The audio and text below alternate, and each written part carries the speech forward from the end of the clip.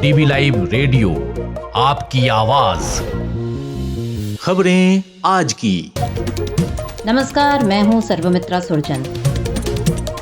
केंद्र सरकार के परिसीमन के फैसले के खिलाफ तमिलनाडु के सीएम एम.के. स्टालिन के आह्वान पर आज चेन्नई में विपक्षी दलों ने एकजुट होकर आवाज उठाई। மக்கள் தொகை அடிப்படையிலான தொகுதி மறுசீரமைப்பு என்பது நம்மை போன்ற மாநிலங்களை வெகுவாக பாதிக்கப் போகிறது। मणिपुर में हिंसा पीड़ितों के पुनर्वास और त्वरित न्याय की उपलब्धता के उद्देश्य से सुप्रीम कोर्ट के 6 जजों का प्रतिनिधिमंडल राजधानी इम्फाल पहुंचा। बेंगलुरु में आरएसएस की बैठक में बताया गया कि बीजेपी अध्यक्ष के चुनाव में क्यों हो रही है देरी। बांग्लादेश में फिर नजर आ रही है राजनीतिक अस्थिरता। खबरें होंगी खेल जगत से और ले चलेंगे साहित्य की दुनिया में भी, लेकिन सबसे पहले हेडलाइंस।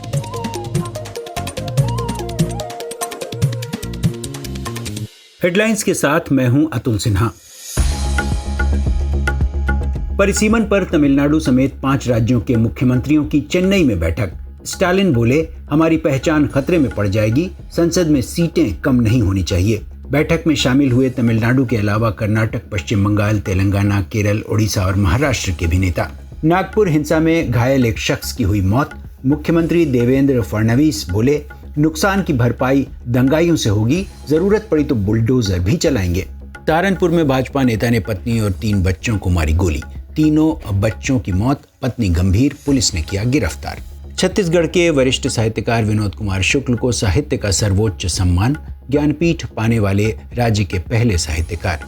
भारत सरकार ने अमेरिका में पढ़ रहे भारतीय छात्रों के लिए जारी की गाइडलाइंस। कहा, छात्र अमेरिकी कानूनों का पालन करें। अब तक एक छात्रा को किया गया डिपोर्ट, एक रिसर्चर गिरफ्तार। सीज फायर के बाद इजराइल और लेबनान के बीच रॉकेट हमले जारी। लेबनान के हमलों का इजराइल ने दिया जवाब, कई ठिकानों पर दागे रॉकेट। और लंदन का हीथ्रो एयरपोर्ट 18 घंटे बाद खुला। बंद से 1300 फ्लाइट्स प्रभावित। पावर स्टेशन में लग गई थी आग। डीवी लाइव रेडियो पर आप सुन रहे हैं खबरें आज की। परिसीमन के मुद्दे पर केंद्र सरकार बुरी तरह घिर चुकी है। तमिलनाडु के मुख्यमंत्री एम.के. स्टालिन के आह्वान पर आज संयुक्त कार्रवाई समिति की पहली बैठक हुई। इस समिति में केरल, कर्नाटक, आंध्र प्रदेश, तेलंगाना, ओडिशा, पश्चिम बंगाल और पंजाब के राजनीतिक दलों ने शिरकत की। इन राज्यों को संदेह है कि मोदी सरकार द्वारा किए जाने वाले परिसीमन में उनकी लोकसभा सीटें कम हो सकती हैं। गैर बीजेपी दलों के इस महाजुटान से मोदी सरकार के लिए एक बड़ी चुनौती खड़ी हो गई है। खबर सुना रही हैं अंशिता। आज तमिलनाडु की राजधानी चेन्नई में 7 राज्यों के नेताओं की एक बड़ी बैठक हुई। ये बैठक मोदी सरकार द्वारा प्रस्तावित परिसीमन को लेकर हुई है, जिसमें विपक्ष ने नए सिरे से अपनी ताकत दिखाई। तमिलनाडु के मुख्यमंत्री और डीएमके के अध्यक्ष एम.के. स्टालिन की अध्यक्षता में हुई इस बैठक में निष्पक्ष परिसीमन की मांग उठी। इस बैठक में फेयर डेलिमिटेशन की टैगलाइन देते हुए स्टालिन ने कहा कि केरल, कर्नाटक, आंध्र प्रदेश, तेलंगाना, ओडिशा, पश्चिम बंगाल और पंजाब के नेताओं का हार्दिक स्वागत करता हूं, जो निष्पक्ष परिसीमन पर संयुक्त कार्रवाई समिति की बैठक में हमारे साथ शामिल हुए। स्टालिन ने आज की बैठक में स्पष्ट किया कि विपक्ष परिसीमन के खिलाफ नहीं है, बल्कि एक अनुचित फॉर्मूले के खिलाफ है, जो उन राज्यों पर प्रतिकूल प्रभाव डालेगा जिन्होंने जनसंख्या वृद्धि को सफलतापूर्वक नियंत्रित किया है। उन्होंने केंद्रीय गृह मंत्री अमित शाह के इस आश्वासन पर संदेह जताया कि आगामी परिसीमन के कारण दक्षिण भारतीय राज्य संसदीय सीटें नहीं खोएंगे। उन्होंने इस टिप्पणी को अस्पष्ट बताया। स्टालिन ने चेतावनी दी कि राज्यों को मणिपुर जैसा हश्र होने से बचाने के लिए प्रतिनिधित्व की लड़ाई महत्वपूर्ण है।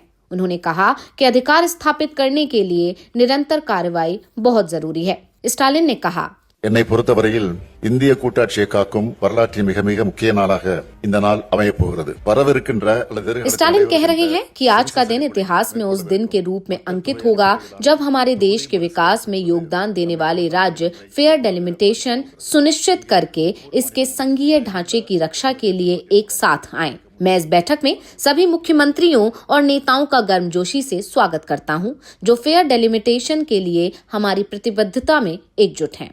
आज की इस पहली बैठक में स्टालिन ने परिसीमन मुद्दे पर एक कानूनी विशेषज्ञ समिति बनाने का भी प्रस्ताव रखा। वहीं केरल के मुख्यमंत्री पिनाराई विजयन ने अपने भाषण में परिसीमन के मुद्दे पर बीजेपी के नेतृत्व वाली केंद्र सरकार पर तीखा हमला करते हुए कहा, If our parliamentary representation is further reduced, while our share of the nation's wealth... Kerala के मुख्यमंत्री कह रहे हैं कि बिना किसी परामर्श के ये अचानक प्रक्रिया किसी संवैधानिक सिद्धांत से नहीं बल्कि संकीर्ण राजनीतिक हितों से प्रेरित है। इस बैठक में तेलंगाना के मुख्यमंत्री रेवंत रेड्डी, पंजाब के मुख्यमंत्री भगवंत मान, कर्नाटक के उप मुख्यमंत्री डीके शिव कुमार, आंध्र प्रदेश के पूर्व मुख्यमंत्री जगन मोहन रेड्डी, तेलंगाना के पूर्व मंत्री केटीआर, ओडिशा कांग्रेस अध्यक्ष भक्त चरण दास और बीजू जनता दल के नेता संजय कुमार दास वर्मा सहित विभिन्न राजनीतिक नेता शामिल हुए। जबकि ओडिशा के मुख्यमंत्री नवीन पटनायक ने अपना वीडियो संदेश इस खास अवसर के लिए प्रेषित किया। वहीं इस बैठक के बाद झारखंड के मुख्यमंत्री हेमंत सोरेन ने एक ट्वीट कर इस कार्रवाई का स्वागत किया है। हेमंत सोरेन ने लिखा है कि तमिलनाडु के मुख्यमंत्री थिरु यानी स्टालिन जी द्वारा आज परिसीमन से संबंधित मुद्दे को लेकर बुलाई गई बैठक का मैं स्वागत करता हूं। परिसीमन सिर्फ जनसंख्या के आधार पर सीमित करना निष्पक्ष और न्याय संगत नहीं हो सकता है। बता दें कि निष्पक्ष परिसीमन के लिए बनी संयुक्त कार्रवाई समिति की अगली बैठक के लिए हैदराबाद को चुना गया है। डीवी लाइव रेडियो के लिए मैं अंशिता। पूरी खबर के साथ थी अंशिता।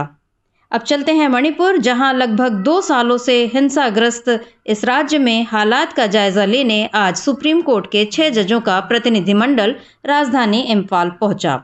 6 जजों के इस दौरे का मकसद हिंसा पीड़ितों को कानूनी और मानवीय सहायता उपलब्ध कराना और राहत शिविरों का जायजा लेना है। इन जजों की यात्रा से अब प्रधानमंत्री मोदी के लिए एक बार फिर सवाल खड़े हो गए हैं कि आखिर वे कब मणिपुर का रुख करेंगे। पूरी खबर के साथ हैं आंचल। पूर्वोत्तर राज्य मणिपुर के हालात मई 2023 से चिंताजनक बने हुए हैं। जातीय संघर्ष के हिंसा में सैकड़ों लोग राहत शिविरों में रह रहे हैं, जिन्हें कानूनी और मानवीय सहायता प्रदान करने के मकसद से सुप्रीम कोर्ट के 6 जजों का डेलीगेशन मणिपुर के इम्फाल पहुंच गया। इस दल का नेतृत्व जस्टिस BR गवई कर रहे हैं, जो राष्ट्रीय विधिक सेवा प्राधिकरण के कार्यकारी अध्यक्ष भी हैं। उनके साथ justice Suryakant, justice Vikramnath, justice MM Sundaresh, justice KV Viswanathan और जस्टिस N कोटेश्वर सिंह शामिल हैं। इम्फाल पहुंचकर जस्टिस BR गवई ने कहा, Our constitution aims at justice, social, economic and political. Justice Gavai कह रहे हैं कि हमारा संविधान सामाजिक, आर्थिक और राजनीतिक न्याय का उद्देश्य लेकर चलता है। संविधान के मुताबिक दूरस्थ क्षेत्रों के लोगों को त्वरित न्याय आसानी से उपलब्ध होना चाहिए। हमारी कोशिश है कि हम दूरस्थ अंचलों तक पहुंच सके। आपको बता दें कि मणिपुर में 3 मई 2023 को जातीय हिंसा भड़की थी। दरअसल बहुसंख्यक मैतेई समुदाय द्वारा अनुसूचित जनजाति का दर्जा दिए जाने की मांग के विरोध में पहाड़ी जिलों में आयोजित आदिवासी एकजुटता मार्च के बाद मणिपुर में हिंसा भड़क गई और तब से हिंसा में 200 से ज्यादा लोगों की जान जा चुकी है। सैकड़ों लोग घायल हुए हैं और हजारों लोग विस्थापित हुए हैं, जिनमें से कई लोगों ने राज्य भर में राहत शिविरों में शरण ली है। राष्ट्रीय विधिक सेवा प्राधिकरण यानी नालसा की रिपोर्ट के मुताबिक शुरुआती हिंसा के लगभग 2 साल बाद भी 50,000 से अधिक लोग विस्थापित हुए हैं और इन शिविरों में शरण ले रहे हैं। हिंसा के बाद हजारों विस्थापित व्यक्ति कठिनाई और अनिश्चितता का सामना कर रहे हैं। जस्टिस BR गवई मणिपुर के सभी जिलों में विधिक सेवा शिविरों और मेडिकल शिविरों का वर्चुअल उद्घाटन करेंगे। इसके अलावा इम्फाल पूर्व, इम्फाल पश्चिम और उखरूल जिलों में नए विधिक सहायता क्लिनिक भी शुरू किए जाएंगे। विस्थापित लोगों को आवश्यक राहत सामग्री भी वितरित की जाएगी। नालसा और मणिपुर राज्य विधिक सेवा प्राधिकरण ने मिलकर अब तक राहत शिविरों में विशेष विधिक सहायता क्लिनिक स्थापित किए हैं, जो विस्थापितों को सरकारी मदद और चिकित्सा सहायता प्राप्त करने में मदद कर रहे हैं। इसका उद्देश्य विस्थापित आबादी को तत्काल सहायता प्रदान करना है, जिनमें से कई हिंसा के प्रभावों से जूझ रहे हैं। इस मानवीय मिशन में सर्वोच्च न्यायालय की भागीदारी मणिपुर में कानूनी और मानवीय सहायता की निरंतर आवश्यकता को रेखांकित करती है। सुप्रीम कोर्ट के जजों के मणिपुर पहुंचने से न्याय की उम्मीद नए सिरे से बंधी है। हालांकि अब विपक्ष सवाल कर रहा है कि जब सुप्रीम कोर्ट के माननीय न्यायाधीश मणिपुर जा सकते हैं, तो प्रधानमंत्री मोदी इसके लिए वक्त क्यों नहीं निकाल पा रहे। डीबी लाइव रेडियो के लिए मैं आंचल। डीबी लाइव रेडियो पर आप सुनते हैं देश दुनिया की ताजा तरीन खबरें और खबरों के बीच की खबरें यानी विश्लेषण भी।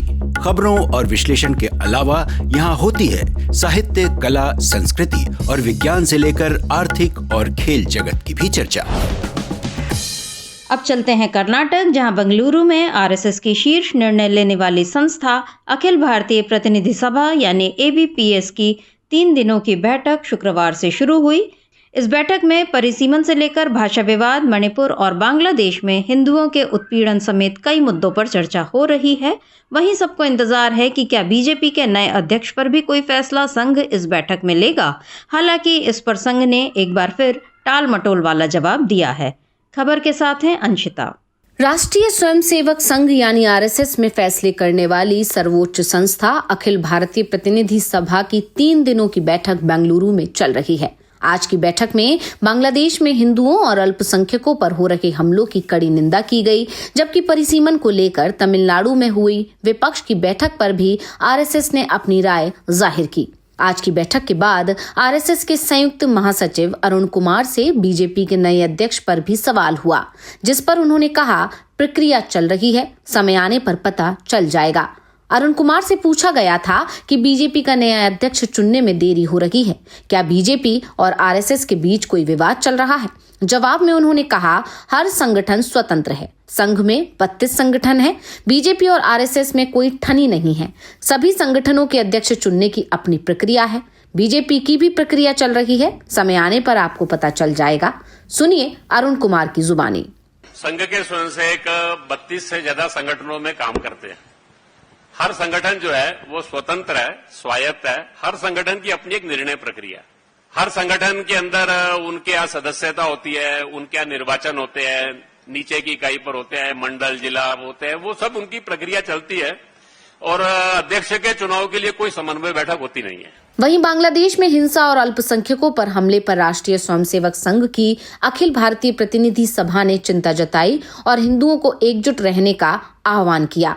आरएसएस की ओर से जारी बयान में कहा गया है कि अखिल भारतीय प्रतिनिधि सभा बांग्लादेश में हिंदू और अन्य अल्पसंख्यक समुदायों पर इस्लामी कट्टरपंथी तत्वों द्वारा लगातार हो रही सुनियोजित हिंसा, अन्याय और उत्पीड़न पर गहरी चिंता व्यक्त करती है। ये स्पष्ट रूप से मानवाधिकार हनन का गंभीर विषय है।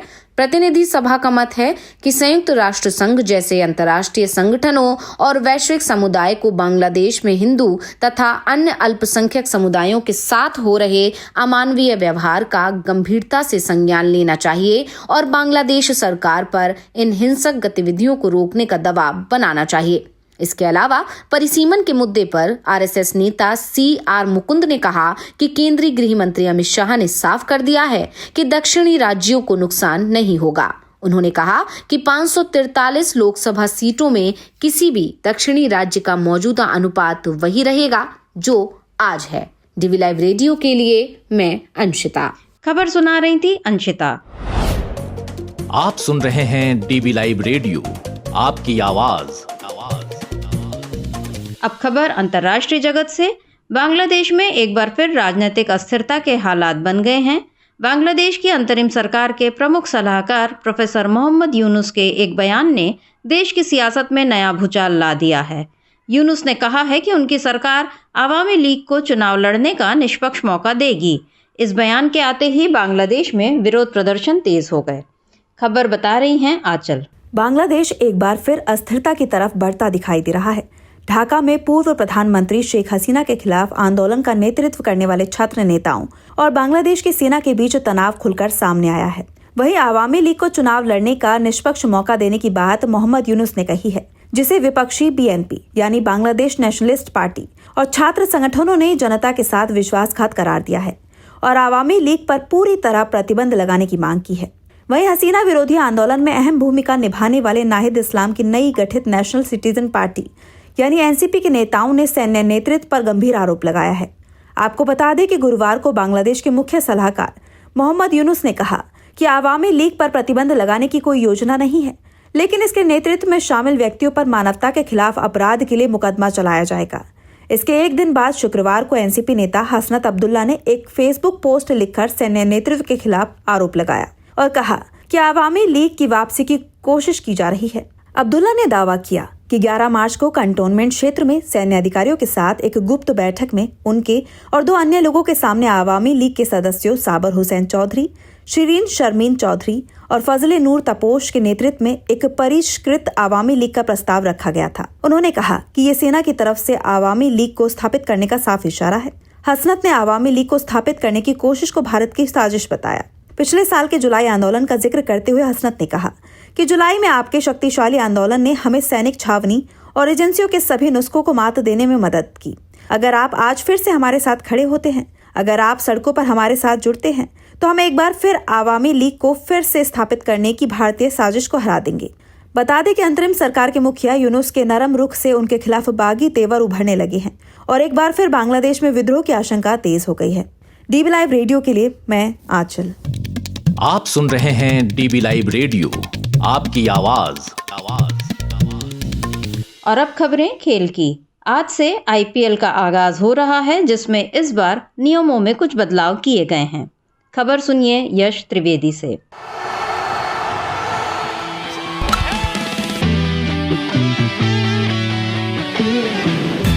आईपीएल का आगाज हो चुका है और इस बीच आईपीएल को लेकर एक बड़े बदलाव की खबर सामने आई है। दरअसल बीसीसीआई की तरफ से मैच के टाई होने की सूरत में बड़ा बदलाव किया गया है। अभी जो नियम है उसमें अगर कोई मैच टाई होता है तो विजेता टीम का नतीजा निकालने के लिए सुपर ओवर का सहारा लिया जाता है और ये सुपर ओवर तब तक चलते हैं जब तक कोई नतीजा नहीं आ जाता।